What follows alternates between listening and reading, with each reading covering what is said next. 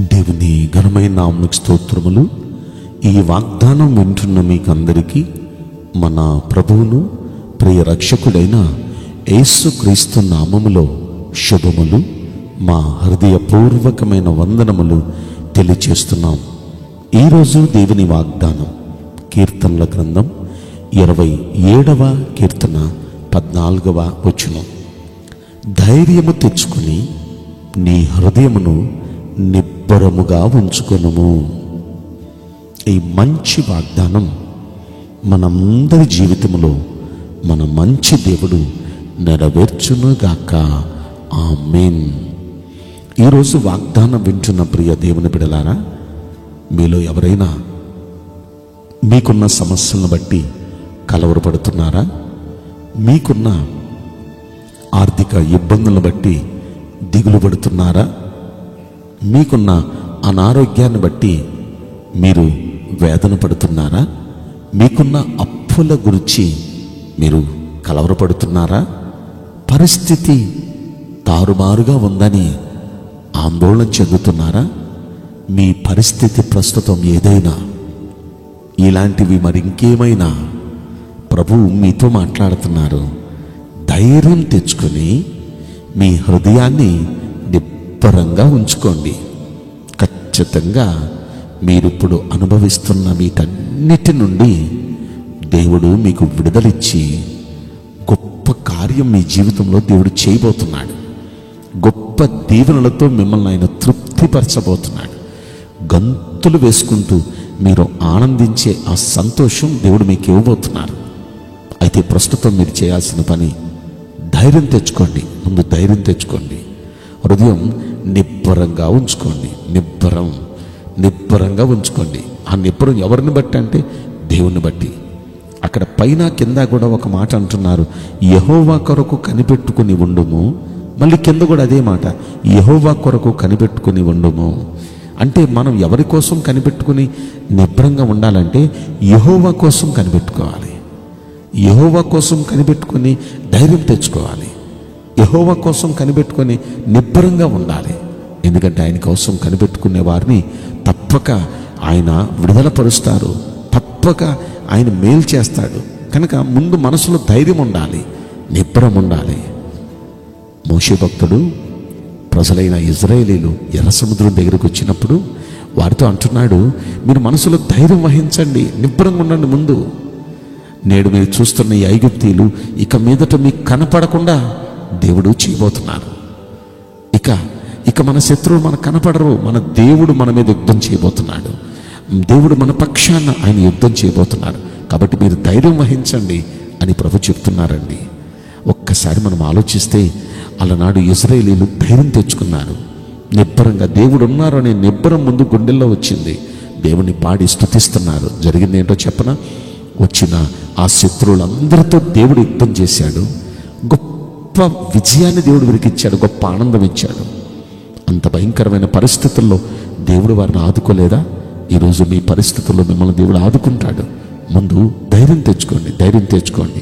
ముందు నిబ్బరంగా ఉండండి. దేవుని కోసం కనిపెట్టుకునేవారు ఎప్పుడు ముందు ధైర్యంగా ఉండాలి, నిబ్బరంగా ఉండాలి. ఇదే మాట మనం 31వ కీర్తనలో కూడా 24వ వచనంలో చూస్తాం. యెహోవా కొరకు కనిపెట్టుకుని వాళ్ళారా, మీరందరూ మనస్సున ధైర్యం వహించి నిబ్బరంగా ఉండండి. అంటే దేవుని కోసం కనిపెట్టుకునేవారు కలవరపడకూడదు, కంగారు పడకూడదు, ఆందోళన చెందకూడదు. ముందు మనసులో ధైర్యం తెచ్చుకోవాలి, నిబ్బరంగా ఉండాలి. నిబ్బరం ఎవరిని బట్టి అంటే దేవుడు ఉన్నాడు, అన్నీ ఆయనే చూసుకుంటాడు. నేను కంగారు పడి ఏం చేయగలను? నేను ఆందోళన చెంది ఏం చేయగలను? నాకేం చేయాలన్నా నా దేవుడే, ఆయన ఉన్నాడు. నా పక్షాన ఆయన వ్యాజ్యం ఆడతారు, నా పక్షాన ఆయన మేలు చేస్తారు అని ఒక ధైర్యంగా ఆయన కోసం మనం ఎదురు చూడాలి. అయితే దేవుని కోసం కనిపెట్టుకునేవారు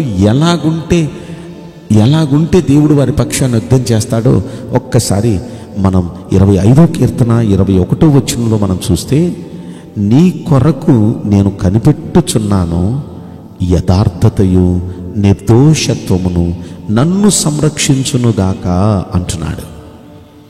దేవుని కోసం కనిపెట్టుకునే ఈయన ఎలా ఉన్నాడో ఈయన చెప్తున్నాడండి.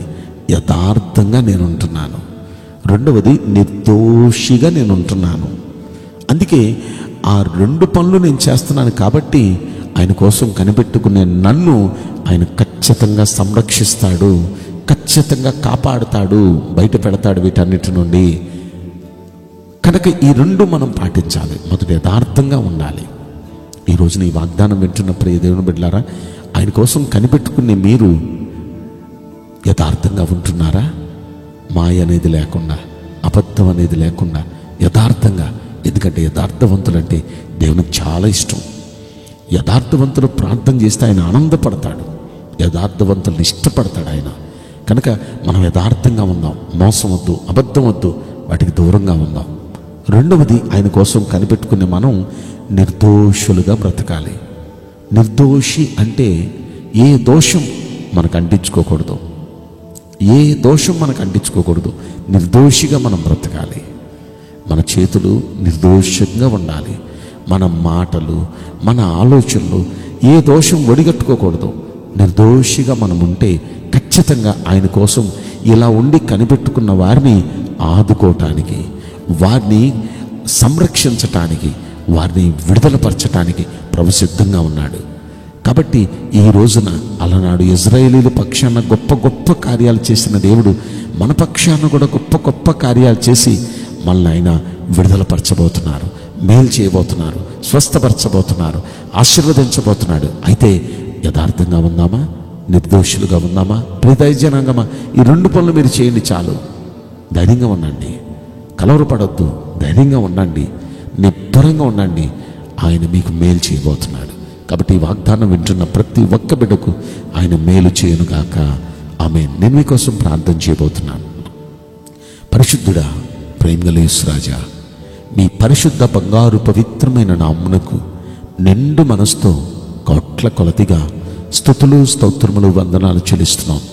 ఈ వాగ్దానం వింటున్న ప్రియుల జీవితంలో దయచేసి ఈ వాగ్దానం నెరవేర్చి వారికి మేలు చేయండి, ఆశీర్వదించమని ఈ కొద్ది మనవులు నజరుడైన యేసుక్రీస్తు ప్రశస్తమైన నామములో మిక్కిలి వినయముతో ప్రార్థించి బ్రతిమలాడి వేడుకుంటున్నాం ప్రియ పరలోకపు తండ్రి.